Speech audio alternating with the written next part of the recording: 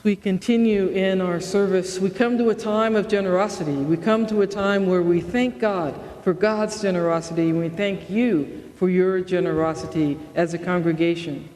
There are many different ways to be able to give.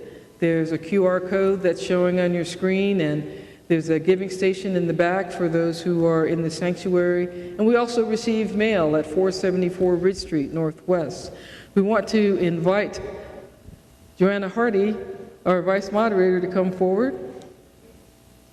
We are so grateful for our Board of Directors. By the way, you're always invited to join our Board of Directors meeting for transparency. We have a Board of Directors that's very faithful and diligent. One of our calls as a congregation to bring more grace into the world is to be engaged. We're talking about the Komen Walk for the Cure, Backpack for Kids, lots of ways. And sometimes the call is a little bit challenging in a different way. And so our Board of Directors recently has offered their voice in a community challenge that we have. Could you give a little overview of what our Board of Directors is addressing in regards to our community and neighborhood?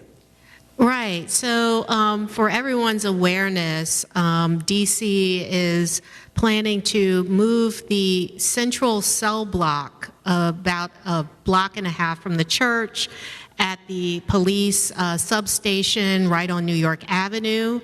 It's supposed to be temporary. So we actually joined with a lot of voices in the community, raising concerns about the location.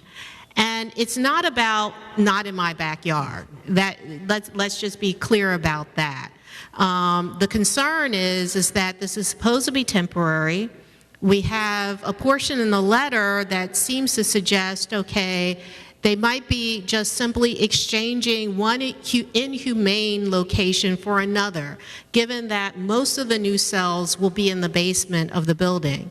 That's on top of the fact it's across the street from homes, a daycare, whereas the current location is surrounded by local and federal buildings.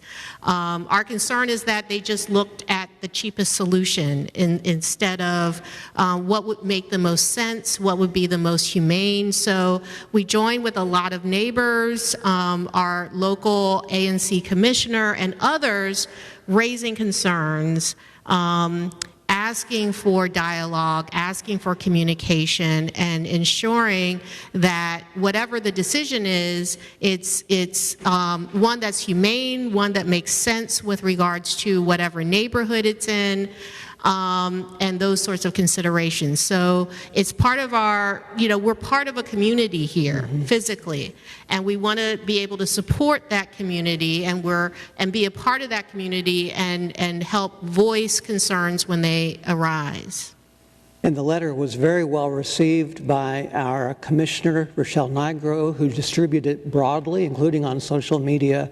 And the response from many in the neighborhood, as well as legal responses, has been very, very positive, with gratitude to our congregation and Board of Directors. I will just read one powerful line that speaks to what you were describing. We understand the current DC Central Cell Block is unsustainable and inhumane, as reported in the press. And so we support the city's effort to resolve the conditions, and this is a line you talked about.